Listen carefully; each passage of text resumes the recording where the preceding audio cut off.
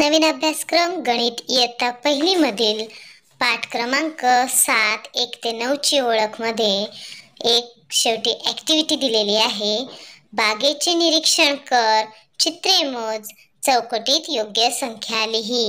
मग या पानावर आपल्याला एक बागेचं मोठंसं असं चित्र दिलेलं आहे आणि छान रंगीबेरंगी त्यात वस्तू आहेत। आता आपण त्या बागेचे निरीक्षण करूयात आणि मग त्या बागेमध्ये मुले, मुली, फुलपाखरे, फाटक, फुगे, फुले, घसरगुंड्या, झोपाळे, पक्षी इत्यादींची एकूण संख्या किती आहेत तेही आपल्याला मोजायचं आहे मुलांनो। आणि त्या चित्राखाली तिथे चौकटीत ते संख्या आपल्याला लिहायची आहे। चला तर मग मोजूयात। इथे ह्या बागेच्या चित्राच्या बाजूलाच काही चित्र दिले, त्याखाली चौकटी दिले, तिथे आपल्या संख्या लिहायची। मग पहिलं चित्र दिलेले आहे इथे झाड, तर झाडाचं चित्र आहे, त्याच्या खाली झाड किती आहेत ते मोजून लिहायचं आहे। इथे आपल्याला एक करून दाखवलेलं आहे त्यांनी, झाडे 4 आहेत म्हणून इथे 4 ह्या चौकटीत लिहिलेलं आहे। आता पुढे बघूया कोणतं चित्र आहे, तर गेट। मग जे गेट आहे म्हणजेच फाटक आहे, ते फाटक किती आहे, तर 1 म्हणून आपण इथे या चौकटीत 1 लिहूया। पुढचं चित्र दिलंय फुलं, फुलाचं चित्र दिलंय। मग मोजा बरं फुलं किती आहेत, 1 2 3 4 5 6 7, मग 7 लिहूयात आपण फुलाच्या खाली। चला पुढे आता एका मुलीचं चित्र दिलेलं आहे। मग या बागेमध्ये किती मुली दिसत आहेत मोजा बरं, तर 1 2 3 4 आणि 5 मुली आहेत, मग लिहूयात 5। पुढे आहे घसरगुंडीचं चित्र। मग घसरगुंड्या किती आहेत बघा बरे या बागेमध्ये, 1 आणि 2, मग घसरगुंडीच्या खाली चौकट दिले तिथे आपण 2 लिहूयात।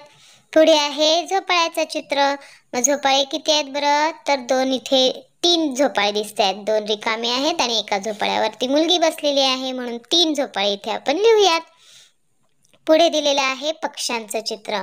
मग इथे झाडांच्या वर बघा बरं पक्षी दिसत आहेत, मोजूयात बरं, 1 2 3 4 5 6 7 8 9, 9 पक्षी आहेत, मग लिहा बरं चौकटीत 9। ठीक आहे, चला पुढे फुलपाखरं। आता फुलपाखरूचं चित्र दिलेलं आहे, मग फुलपाखरं किती आहेत मोजा बरं ह्या बागेमध्ये, 1 2 3 4 5 6 7 8, मग फुलपाखराच्या चित्राच्या चौकटीत आपण 8 लिहूयात। पुढे आहे फुगा। मग फुग्याचं चित्र दिल्यावर आपण इथे फुगे मोजूयात, 1 2 3 4 5 6, फुगेवाल्याकडे 5 आहेत आणि या मुलाच्या हातात 1 आहे म्हणजे झाले 6, मग 6 लिहा बरं इथे या चौकटीत। चला पुढे आहे मुलाचं चित्र, म्हणजे या बागेमध्ये किती मुलं खेळत आहेत, मुली आपण पाहिल्या ना, मग आता मुलं मोजूयात। 1 2 3 4, 4 मुलं इथे खेळत आहेत, मग आपण संख्या लिहूयात 4। मग अशा प्रकारे आज आपण बागेचं चित्र नीटसं पाहिलं, निरीक्षण केलं आणि त्यामध्ये वेगवेगळ्या वस्तू, व्यक्ती किती आहेत तेही मोजले। तर पुन्हा भेटूयात अशाच एका नवीन व्हिडिओसह, तोपर्यंत धन्यवाद।